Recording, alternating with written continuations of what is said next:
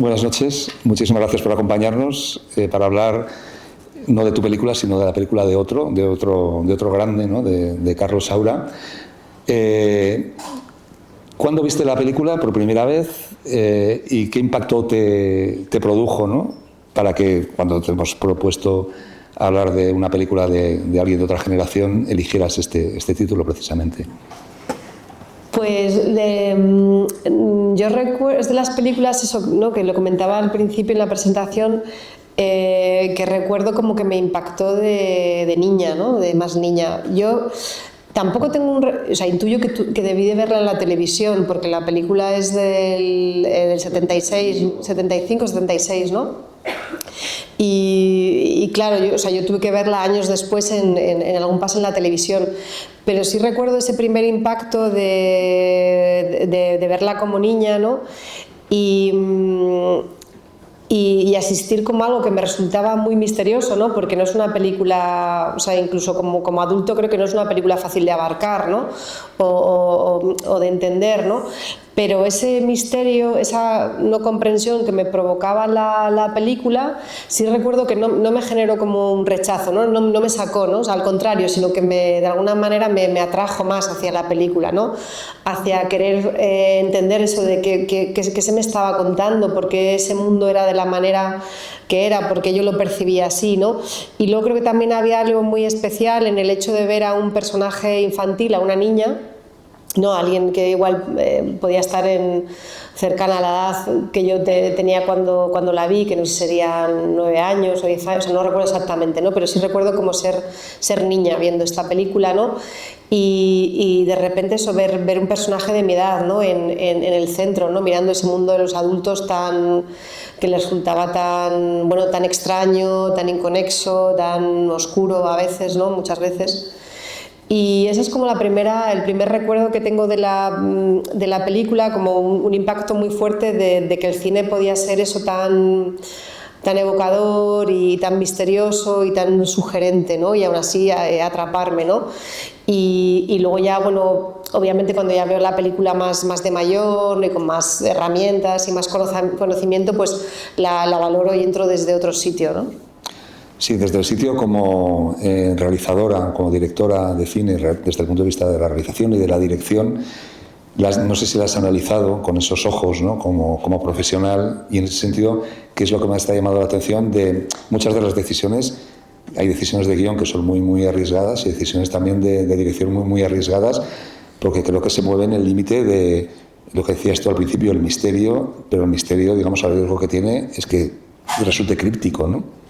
Entonces no sé qué has admirado desde el punto de vista profesional cuando lo has visto ya desde otra perspectiva, ¿no? Bueno, muchísimas cosas, ¿no? Es una peli muy, muy rica desde el punto de vista del análisis. Es curioso porque luego cuando la estaba volviendo a ver ahora, ¿no? Además que ahora ya no solo con la perspectiva de espectadora, ¿no? Sino también como cineasta. Es curioso, ¿no? Porque es verdad que es una película para mí que juega mucho con lo misterioso y con lo simbólico, pero al mismo tiempo maneja muy bien la tensión de una manera muy concreta. Y es que, claro, hay una cosa casi como de Hitchcock es que esta niña puede matar o no, ¿sabes? O sea, o puede matar con el bicarbonato, o puede matar con la mente, o sí, puede el vaso de leche es muy hitchcockiano, ¿no? También el vaso de leche es... Lo del vaso de leche a mí me parecía... pero más allá, ¿no? Entonces ya como que desde el principio ya es muy inteligente la película, porque es verdad que sí que hay una tensión como muy real y muy concreta en torno a la muerte.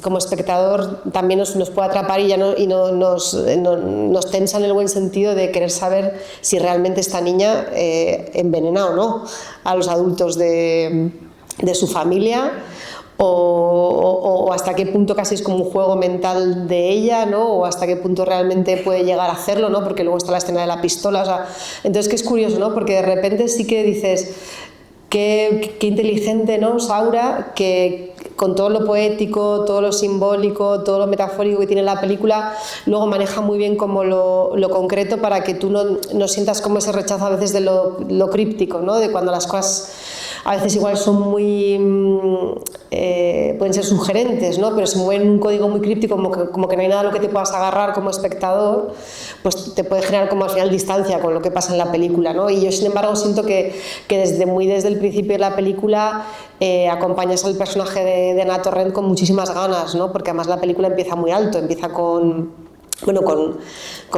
esa muerte, ¿no? del padre y esa mirada de esa niña sobre eso, ¿no? O sea, bueno, de hecho empieza con un misterio casi, ¿no? Cómo ha muerto este señor. Sí, además yo creo que la película también se puede ver, si la ves varias veces, puedes ver películas diferentes en función también de en qué personaje te centres, ¿no? Está la historia de la tía. La historia de la tía tiene una película en sí misma y si te fijas en ella estás viendo la película de la tía, que es toda una tragedia, ¿no? Ese personaje que está abocado a cuidar a los demás cuando ella probablemente no estaba dispuesta y no quería hacerlo. Está la película de La criada, ¿no? Que digamos que tiene unas escenas que digamos que se puede interpretar también como digamos como una especie como de pequeña revolucionaria en contra del clasismo, ¿no? O sea, que hay bastantes películas en la misma en función de como espectador, en qué personaje te centres, ¿no?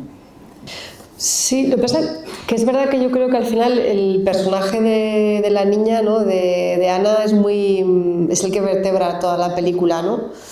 Pero es verdad que es a través de esa mirada que se pueden hablar de muchas cosas, que yo creo que es a través de esa mirada que la película habla de muchísimas cosas, o puede hablar de muchísimas cosas, ¿no? A mí, por ejemplo, claro, hay una de las capas que siempre me resuena más de la película, que es cómo ese mundo adulto condiciona a los niños, ¿no?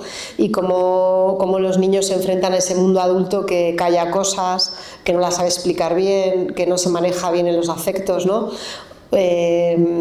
Eso, o sea, todo lo que no se dice en esa familia, o sea, Dios mío, todo lo que no se dice en esa familia, pero que Saura lo va colocando, ¿no? Y lo va sugiriendo muy, muy hábilmente, ¿no? Entonces, por ejemplo, a mí esa manera de mirar a las familias como esos grupos complejos donde se callan cosas, se perpetúan relatos de cara a proteger a los menores, pero no se les protege porque realmente se les ve como muy huérfanos, ¿no? de cierta honestidad, ¿no? En esa familia, o de que alguien le entienda qué es lo que puedan estar pasando, ¿no? Cómo se pueden estar relacionando con la pérdida, ¿no? Todo eso, por ejemplo, siempre me parece que está retratado de una manera increíble, ¿no? en la película. Luego, además, yo he leído mucho, es verdad que a mí esa lectura me quedaba más lejana, ¿no? También en su momento creo que se habló mucho de que la película tiene un componente simbólico muy fuerte en cuanto al tema político, de la dictadura, ¿no? O sea, como una metáfora muy fuerte, ¿no? De si no habla un poco de eso, si no simboliza un poco esa dictadura en la que acaba de morir el dictador, ¿no? Y de alguna manera, es verdad que también la película se puede, yo creo, leer así. Con ese prisma. Es verdad que yo siempre que me he relacionado con la película, yo ese contexto histórico yo no lo tenía tan presente, ¿no? Y aún así la película me funcionaba igual en muchos otros niveles, ¿no?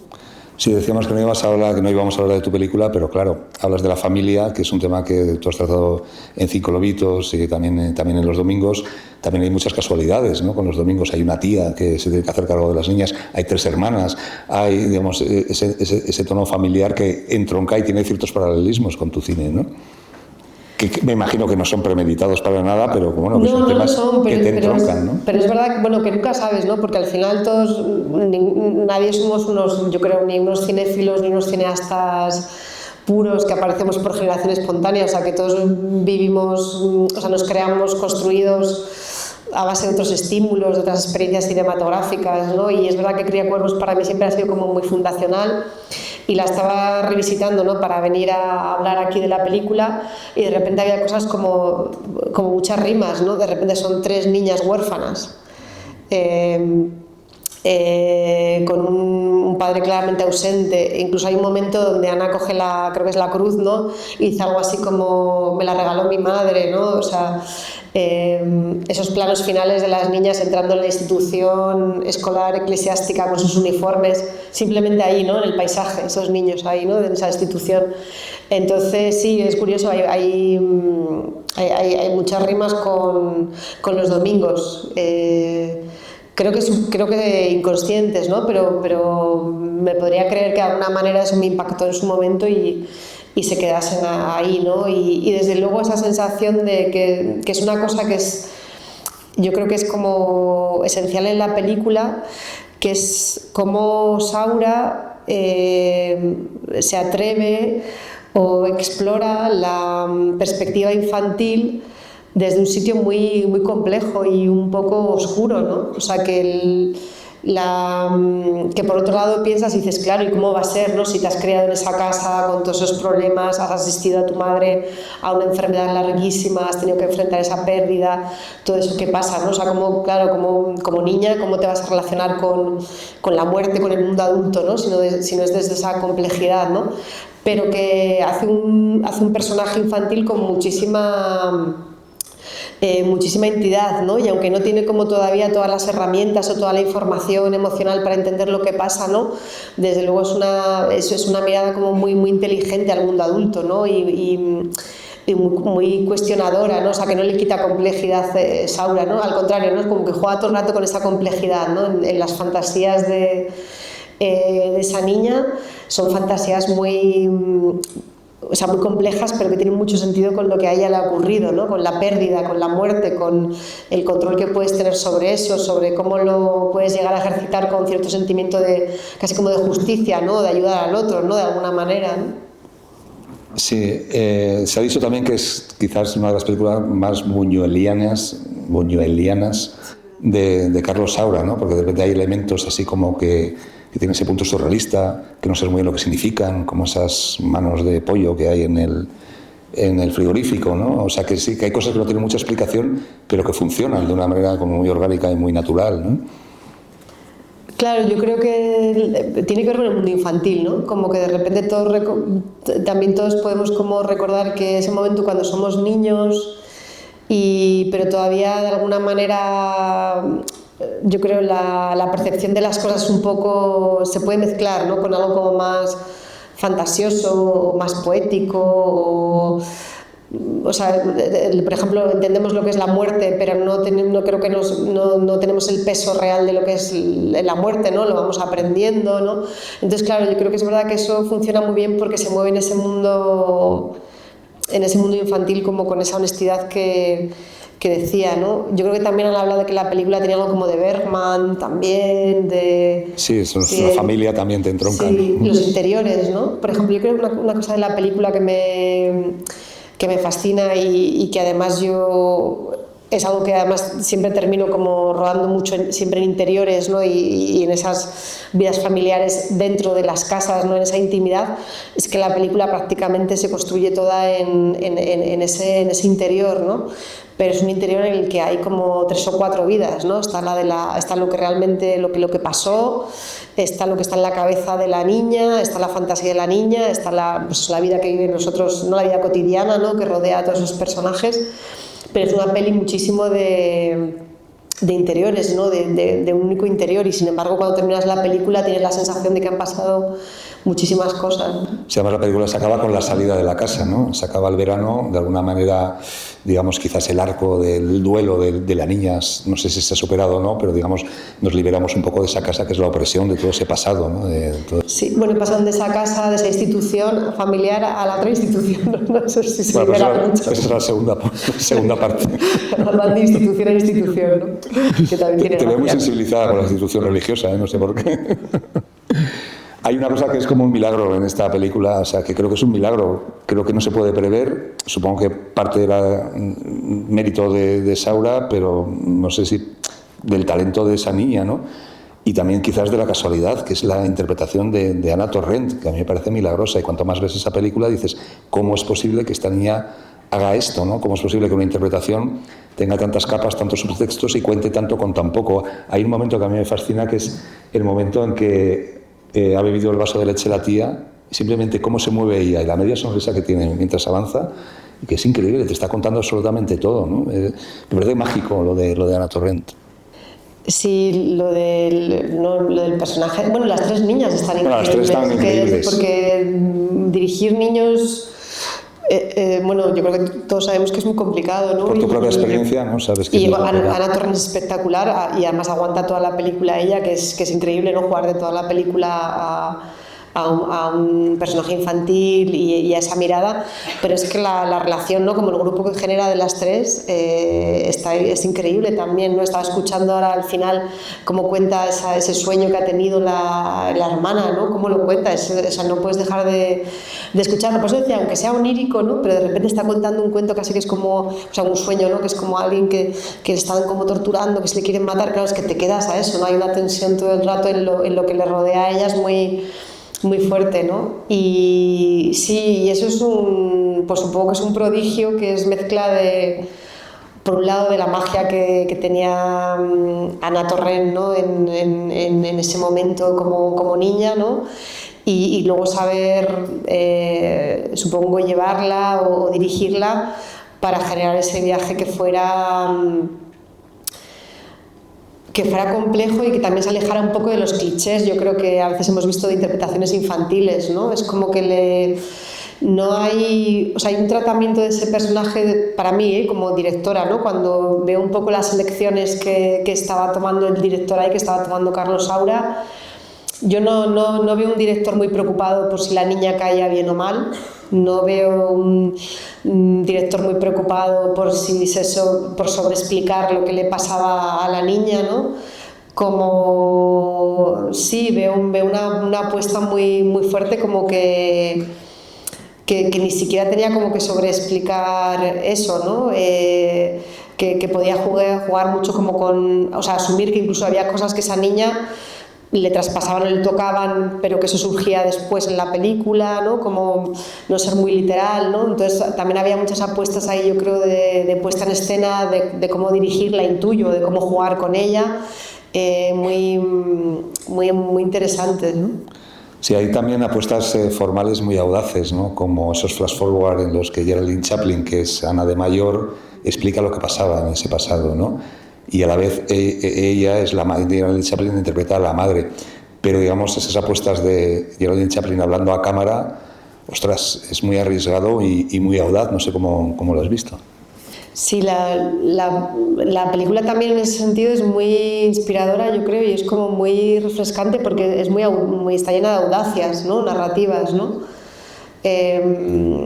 Desde ese salto, bueno, cómo juega con el tiempo, ¿no? Y además con el tiempo y con los espacios, ¿no? Porque hay algo como de, no sé si llamarlo el espacio real, pero también el espacio onírico o el espacio, ¿no? de la cabeza, ¿no? El espacio mental de la niña, ¿no? Y juega con una libertad absoluta, ¿no? O sea, yo creo que una vez que de alguna manera él plantea que la película la estás viendo a través de la mirada de la niña, ¿no? Ya se permite jugar con todo eso, ¿no? Y de hecho hay cosas, además, como técnicamente muy sencillas, pero muy bien resueltas, ¿no? Hay una escena, por ejemplo, esa escena en la que la madre fallecida, la madre muerta, pasa como varias veces por la puerta, ¿no?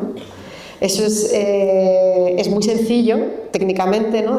Pero es muy eficaz, es muy perturbador, ¿no? Y tiene esa sensación como de bucle, de sueño, y al mismo tiempo vuelve a estar esa tensión que te digo de lo extraño, de decir, pero ¿se va a parar? ¿Va a llegar a entrar en algún momento por la puerta? ¿Dónde va esto, no? Y hay muchísimas ideas así, ¿no? Continuamente, ¿no? Cuando ella se ve como al otro lado de la casa, ¿no? Como en la terraza, en otra terraza, ¿no? Y es como va a saltar, no va a saltar, y salta, pero es como se convierte en una ensoñación, ¿no? Sí, o sea, cómo maneja, pero luego al mismo tiempo enseguida vuelve al mundo real, ¿no? Y yo creo que tuvo esa inteligencia de decir, la perspectiva infantil, lo que me va a la mirada de hacerlo a través de los ojos de una niña, si yo soy honesto con cómo los niños viven el mundo, ¿no? Me va a permitir jugar con todos estos espacios. ¿Sí? Claro, supongo que estas decisiones tan audaces solo se pueden alcanzar en un periodo de madurez del director, en un periodo también que tienes un productor como Elías Querejeta, que formaron un tándem también creativo muy importante, porque aquí el productor también, creativamente hablando, era, digamos, una figura fundamental, ¿no? Como un equipo en el que tiene que haber mucha confianza creativa, ¿no? Porque de otra manera sería imposible este tipo de películas. Claro, yo desconozco, ¿no?, cómo sería su proceso, sí, pero bueno, a priori parece que es como la clase de película por la que tiene que apostar todo el mundo, ¿no? O sea, que no es como, sí. Yo que he vivido algunos proyectos también como complejos en ese sentido, es verdad que cuando sabes que manejas como un material que puede ser sutil o incómodo, es verdad que en el proceso creativo es importante que la gente que te acompaña, en concreto los productores, se crean el proyecto también, ¿no? Y se crean que ahí puede haber algo valioso en eso, porque es verdad que al final yo creo que la gente que más tiempo pasa con los proyectos son los directores y son los productores, ¿no? Son los que acompañamos bueno, además, Saura también escribe la película, ¿no? O sea, ese argumento de guión y dirección. Además, escribes el guión, ¿no? O sea, es que con los productores acompañas la película desde el principio, ¿no? Desde que empieza a ser una idea, una primera conversación, hasta cómo se va concretando todo eso, ¿no? Y en esa conversación que puede durar 3 años o 4 años, los que sea, que dura un proyecto desde que nace hasta que se consigue hacer, hasta que se rueda, hasta que incluso se empieza a promocionar. Claro, esas conversaciones son muy importantes, ¿no? Porque suelen ser muy...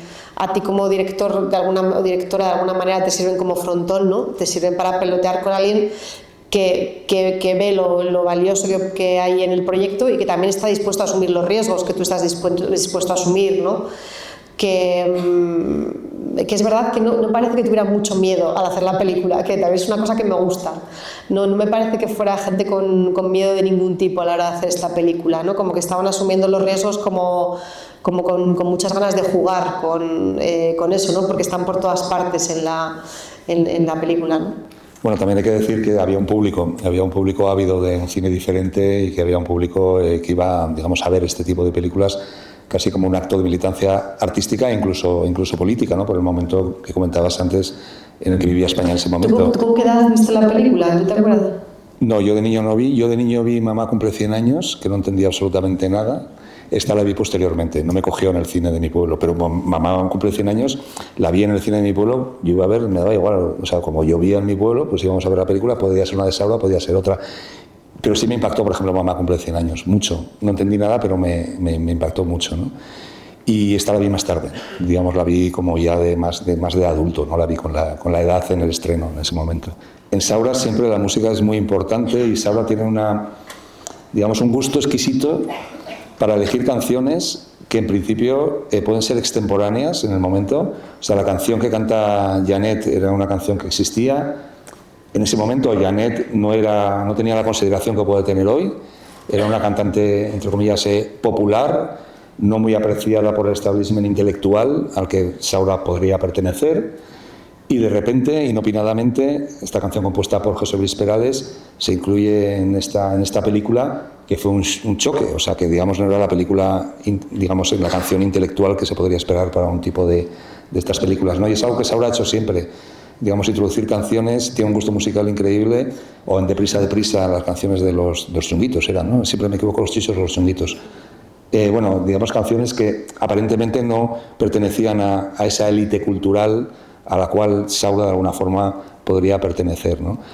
Y no solo está la canción de Janet, está la copla de Maricruz, que son, digamos, canciones que funcionan en la película de forma increíble, que yo analizo, o sea, viendo ahora la película decía, a ver si la letra tiene mucho que ver, está contando, creo que no, pero tiene un valor, digamos, de sugerencia cantada y tarareada también por la protagonista, que a mí me deja alucinado, ¿no? Sí, bueno, es que una de las muchas magias de Carlos Saura, yo creo, era esa, o sea, no sé si intuición, ¿no? Pero esa conexión que tenía con la cultura popular y con estar en el mundo y en su momento, ¿no? Y yo creo que de ahí viene un poco también no sé si era una intuición o estaba más armado, pero mi sensación es que como que las canciones que elige en esta película en concreto, además, funcionan como muy bien como con la energía del momento, de lo que está pasando, ¿no? Con el tono de lo que está pasando, ¿no? Y además creo que él era como muy pues eso, ¿no? La canción podía pertenecer a un imaginario más popular, pero de repente la ubicaba en una secuencia y de alguna manera la elevaba, o sea, elevaba la secuencia pero también elevaba la canción, ¿no? Y entonces de repente veías como que igual en esa canción que conectaba con mucha gente, que conecta contigo como espectador, era porque había algo ahí un poquito más que podía asociarse con otra cosa, ¿no? Para mí el ¿por qué te vas?, que para mí es siempre será una pregunta ya, o sea, yo soy incapaz de verlo de otra manera, claro, está relacionado con todo el tema de la pérdida, ¿no? que está en toda la película, entonces dices, claro, entonces esa canción como aparentemente tan dulce, como tan... como que no es como desgarrada ni nada parecido, ¿no? Pero de repente entra con la pérdida infantil de una manera increíble, ¿no? En esta película y se convierte en algo icónico de la película, ¿no? Y además encaja como con el mundo infantil perfectamente, ¿no? Con lo que, o sea, que tiene ese buen ojo, ¿no? Como de cómo a partir, yo creo, de lo que está en la cultura popular, de repente saber ver que eso puede evocar o conectado con una determinada escena puede evocar otras cosas, ¿no? A mí esto personalmente es algo que también me ha gustado explorar, ¿no? Porque la música cuando es una banda sonora es muy poderosa, ¿no? Y te puede empujar muy fuertemente a subrayar cosas o como a que el espectador sienta que le dices cómo se tiene que sentir. Pero el hecho de jugar con canciones que pueden pertenecer como a la realidad cotidiana de los personajes, siempre pienso que hace como que entre esa otra energía o esa otra capa que quiere sugerir a través de la música de una manera como mucho más especial y más orgánica, más fácil, ¿no? Y de hecho yo he jugado con eso algunas veces, por ejemplo en Cinco Lobitos con Chorichoría o en los domingos, ¿no? Con el coro de los chavales que cantaban Into My Arms, ¿no? Esa es otra manera de alguna manera de armar la banda sonora de la película, pero siempre como más conectado como con la realidad de los personajes, ¿no? Luego vienen los productores y dicen, no, esta no, porque es muy cara, ¿no? Porque esto es complicado, ¿no? Eso también pasa, ¿vale? Ay, bien, uy, qué cantidad de preguntas. No sé por dónde empezar. Elige tú, Miguel.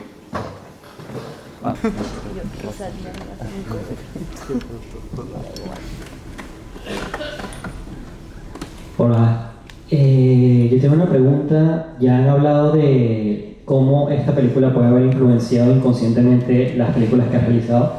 Quisiera saber qué otras películas o qué otros cineastas sientes que han influenciado a ti como realizadora. Gracias. Pues bueno, hay dos japoneses que siempre los menciono y para mí es muy claro porque además hay algo como de que siempre vuelvo a ellos, ¿no? Que serían Koreeda y sería Ozu y son cineastas que aparte que han hablado mucho de la familia, ¿no? Que la familia tiene mucho que ver con su cine. Hay algo en cómo manejan la intimidad, en cómo manejan la sencillez del lenguaje, en el peso que ponen en la dirección de actores, en la sutileza también, ¿no? Que suelen ser directores que plantean más bien los dilemas y las preguntas que empujar las respuestas, ¿no? Entonces, pues siempre, la verdad que Koreeda y Ozu son dos directores a los que siempre vuelvo y siempre revisito, ¿no? Y siempre me siento como conectada y como inspirada con ellos. Hola Laura, ¿qué tal? Soy Mariola. Bueno, lo primero de todo, yo te quería dar la enhorabuena porque, bueno, soy una absoluta fan. He visto varias veces, bueno, tus obras y la verdad que me encanta ver cómo pueden salir esos temas tan profundos y poner diferentes puntos de vista y que desde el público todo el mundo se siente involucrado y de verdad enhorabuena. Y por otro lado te quería preguntar sobre el proceso de ensayo que tienes con tus actrices, bueno, y con tus actores, ¿no? Si nos podías contar un poquito. Gracias. Muchas gracias. Pues, claro, yo sobre todo he montado hasta ahora con muchas familias, con los actores, ¿no? Y con las actrices.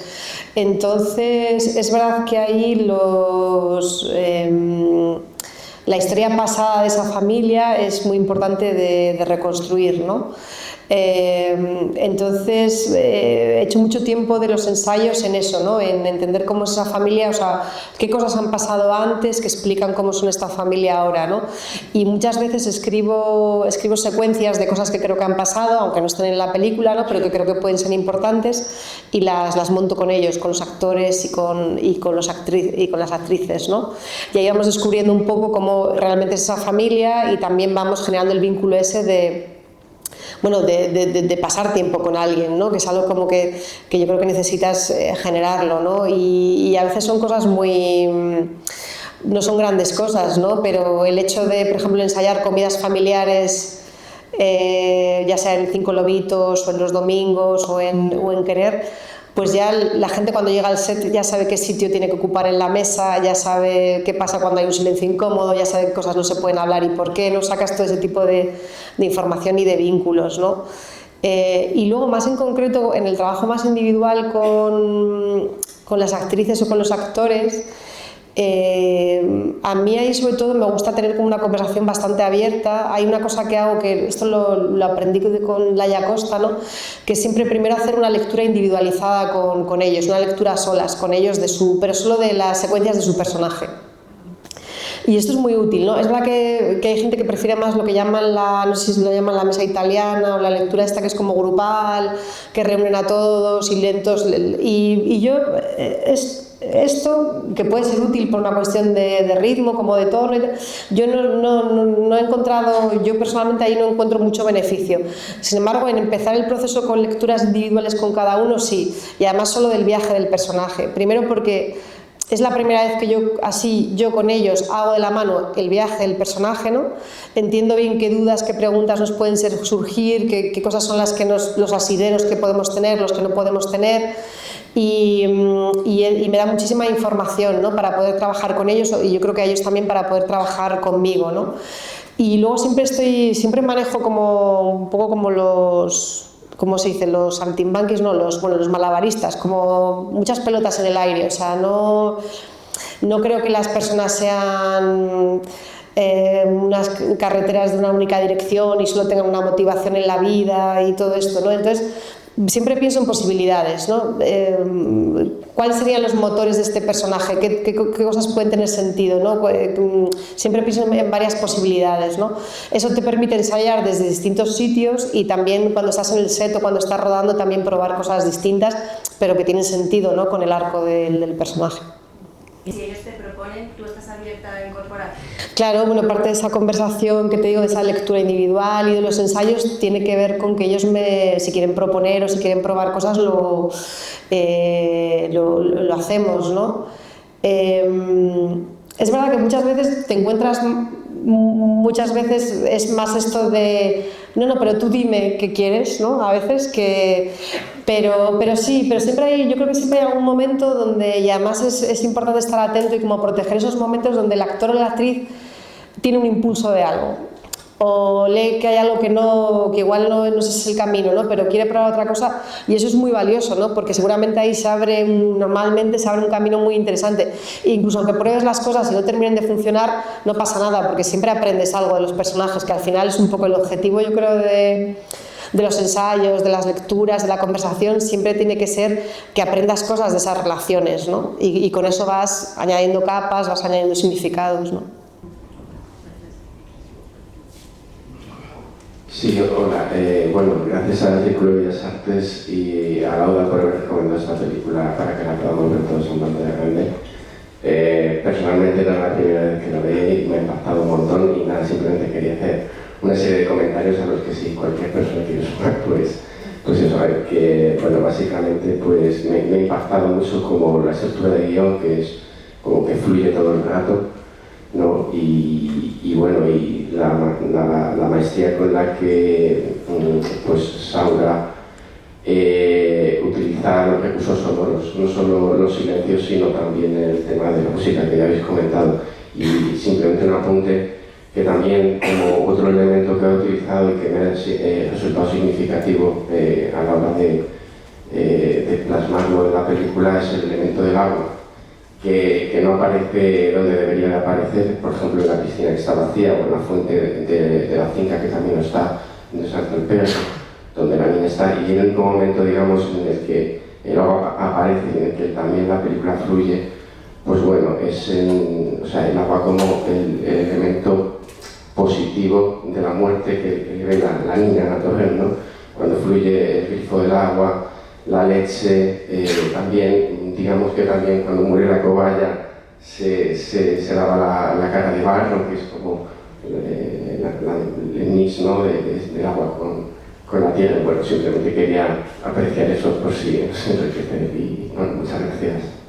Gracias por compartirlo. O sea, yo creo que hay una cosa interesante en esto, no sé si tanto la simbología del agua, pero esa falta de agua en la piscina que comentabas y en esa finca, o sea, yo creo que tiene que ver también con que todo es como decadente, ¿no? Hay como una sensación de que ese mundo se está muriendo, de que se estaba muriendo, de que estaba apagado, de que estaba en decadencia, ¿no? Y yo creo que la imagen de la piscina, por ejemplo, en ese sentido es muy poderosa, ¿no? Falta como vida, ¿no? en ese mundo. Hola, buenas noches.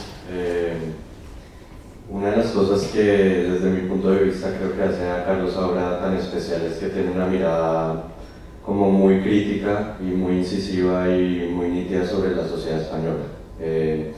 Y yo creo que eso es algo que ustedes comparten, tú y Saura, que son muy valientes y que no les molesta como el hecho de levantar ampollas para llegar a esos lugares en el espectador a nivel emocional o bueno, formal también en algunos aspectos.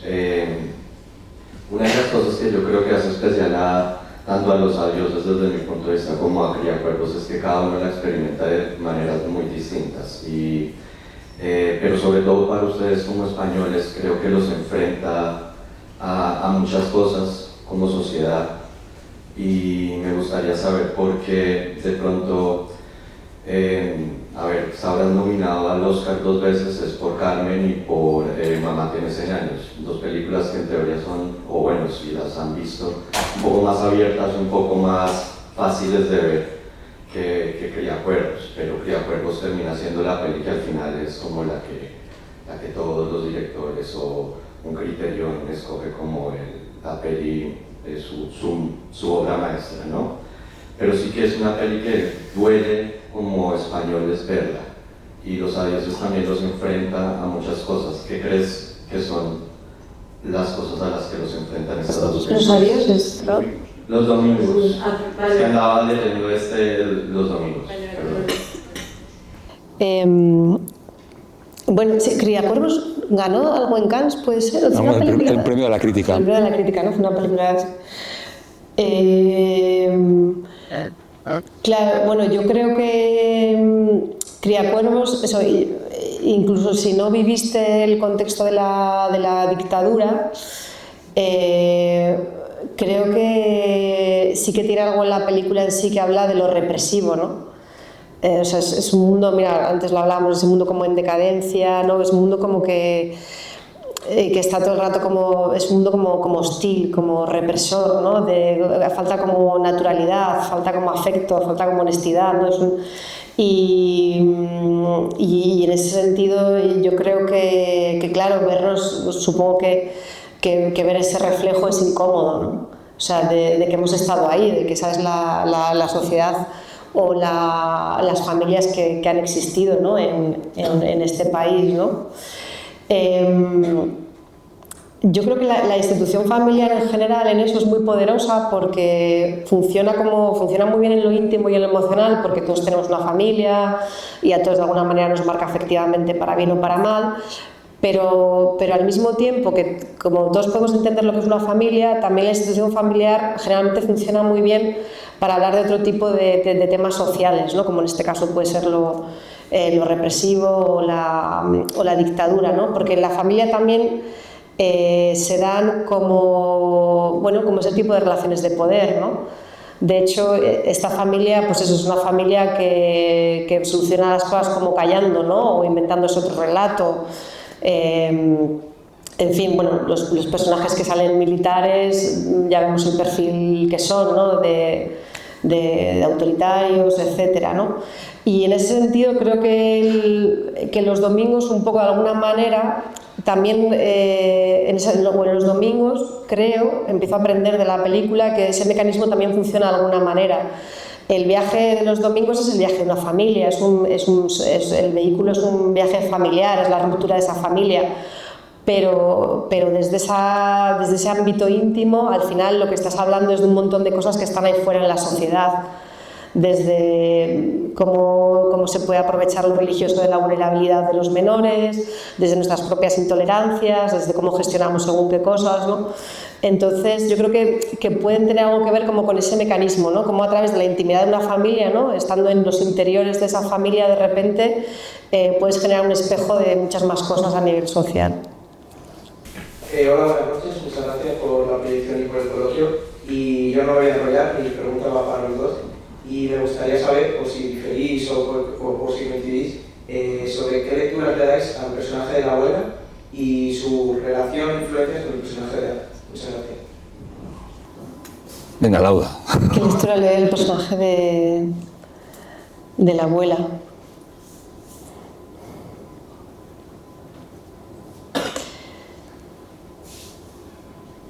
Bueno, es un personaje muy simbólico en el sentido que es el único personaje que no puede hablar. Bueno, no sabemos si no puede hablar o si no quiere, que eso también es interesante. Porque yo a veces, es verdad que viendo la película siempre tengo esa duda. No tengo la sensación de que está tan impedida de alguna manera física o de alguna manera para hablar, sino casi más bien como que es un personaje que se ha rendido, ¿no? O sea, que ha vivido en ese silencio y no sé, y que se ha rendido ante todo lo que la rodeaba y que optó por callar, ¿no? Entonces hay algo de casi como que se está, sí, no sé, muriendo poco a poco, ¿no? Y es ese tipo de rendición, ¿no? De no querer, sí, de optar por callar, pero como rendición ante todo lo que veía.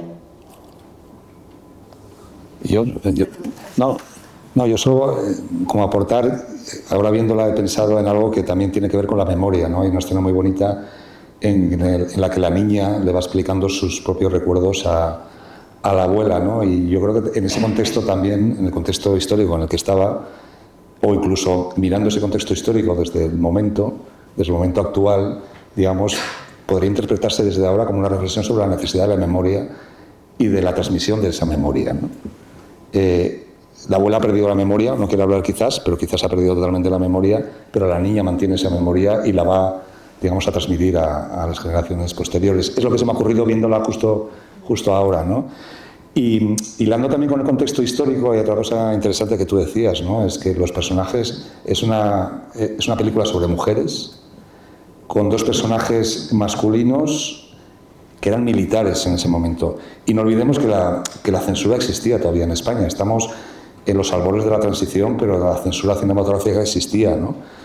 Y era muy arriesgado hacer este tipo de película con dos militares franquistas, claramente franquistas, que habían luchado en la guerra y que, digamos, que son los personajes, bueno, quizás el del padre es muy negativo y, digamos, el otro dejémoslo en dudoso, ¿no? Y también sobre esas heridas que deja la guerra, que pueden simbolizar la pistola, el misil que aparece ahí, tal y que cual, sobre esas heridas que todavía se están sintiendo sobre esa guerra del 36, cuando le pregunta cuándo acabó la guerra, y que han pasado menos de 40 años, pero que todavía, digamos, esas consecuencias de la guerra y todo lo que la guerra supuso todavía se está viviendo y se está sufriendo, ¿no? Por eso es muy interesante que decías, yo creo que en España evidentemente hubo una parte del público que interpretó como una metáfora del momento que se estaba viviendo en España, pero sobre todo se interpretó de esta manera fuera, en Francia, que digamos que era Francia, no olvidemos que fue la cultura y el país que encumbró internacionalmente a Carlos Saura. ¿Por qué Carlos Saura podía hacer la película? ¿Por qué se hacían este tipo de películas que evidentemente no tenían nada que ver contra el régimen y criticaban al régimen? Pues porque tenían prestigio fuera y de alguna manera lavaban o intentaban, desde el punto de vista del régimen franquista, pensaban que podía lavar la imagen cultural de España fuera, ¿no? Estas películas triunfaban porque triunfaban en Cannes, si no aquí serían absolutamente prohibidas, ¿no? Entonces, la lectura que se hizo, sobre todo en Francia, que era donde triunfaban este tipo de películas y donde encumbraban a gente como Saura, habían encumbrado a Buñuel y luego encumbraron a Saura como el discípulo, digamos, más aventajado de Buñuel, y se permitían por eso, ¿no? Pero no nos olvidemos, eran 2 militares franquistas que habían luchado en la División Azul y que eran tremendos, ¿no? Y sobre todo, desde el punto de vista, desde ahora, es una película sobre mujeres. Es una película sobre mujeres en un mundo de hombres, ¿no? Todavía muy masculino, ¿no? No sé, Miguel, si tenemos tiempo para una última pregunta o comentario. Hola, buenas. Yo quería preguntar sobre el proceso de creación de niños, o sea, en este caso de las niñas de Ana y en tu caso de Ainara, porque de alguna manera tienes que crear a una chica, una niña inocente, pero a la vez que tiene sus complejidades, pero sin caer en lo superficial. No sé si eso también conlleva una búsqueda a tu niñez o cómo se lleva ese proceso y de crearlo real y también que sea real para la gente de nuestra generación, en este caso como con Ainara. Claro, yo creo que sí tiene que ver, casi todo tiene que ver con un trabajo, yo creo, como de honestidad, ¿no? Y como de mirarnos con honestidad, ¿no? Y es verdad que a veces como que la niñez y la adolescencia se nos olvida o la vemos lejos y la miramos con cierta condescendencia y entonces yo creo que hay un poco, hay algo de ese ejercicio en Criacuervos, y para mí también yo lo intenté hacer en los domingos en el sentido de, bueno, de acordarme, de preguntarme cómo realmente era ser adolescente, ¿no? Y qué información, qué sensaciones, qué contradicciones, ¿no? manejaba yo en mi propia adolescencia, y también escuchar a los adolescentes con los que estaba trabajando, ¿no? O sea, para mí era muy importante no forzar, o sea, entender cómo hablaban ellos, cómo hablarían ellos. O sea, por ejemplo, con los diálogos yo les daba lo que pasaba en la escena, pero siempre les pedía que lo hablaran que se expresaban como se expresarían ellos, ¿no? Porque es una de las cosas, el lenguaje es que enseguida te delata, ¿no? De cuando hay un adulto escribiendo algo para alguien más joven. Y cuando trabajas con niños también tiene que ver con, por ejemplo, yo creo como casi siempre funciona mejor como preguntarles no contarles mucho de la situación, sino plantear un poco el principio, dejar que la situación, normalmente con la complicidad de algún adulto o con la complicidad de alguno de los 2 niños, pero plantearlo más como ese juego, como vamos a ver qué pasa, ¿no? Y una vez que entiendes qué es lo que realmente pasaría, ir a favor de eso, ¿no? Pero casi siempre tiene que... Yo en mi caso, por ejemplo, yo he reescrito muchas cosas que estaban en el guión, porque luego las niñas lo iban a vivir, iban a hablar otra cosa y iba a ser mucho mejor, ¿no? O los chavales lo iban a hacer desde otro sitio y iba a ser mucho más real, ¿no? Entonces no tenerle miedo a eso, ¿no? A precisamente lo bonito que te aportan estos actores más jóvenes es su verdad, es lo que ellos traen, lo que están viviendo en el momento, ¿no? Entonces jugar a favor de eso. Bueno, pues tenemos que terminar, lamentablemente, porque el tiempo se ha agotado, no las preguntas, pero sí el tiempo. Quiero agradecer mucho a Lauda, que ha hecho un paréntesis en un momento, digamos, en que estás trabajando mucho, tienes estrenos internacionales con los domingos, festivales, etcétera, que hayas hecho un paréntesis para hablar de otra película. Pero bueno, tengo que decir que prefiero hablar de otras películas que de la mía, o sea que gracias a vosotros por invitarme. Y también quiero agradecer a Carlos Saura, ¿no? Por haber hecho esta maravillosa película que todavía se mantiene. Yo solo quiero decir que Carlos Saura era como yo cuando lo entrevisté una vez y traté con él como periodista, era un mito, pero luego en las distancias cortas era un hombre muy sencillo y sobre todo muy curioso. Es alguien que no perdió nunca la curiosidad, y prueba de ello fueron las películas que estuvo haciendo hasta el final. Así que este aplauso que vais a dar es para Lauda y también para Carlos Saura.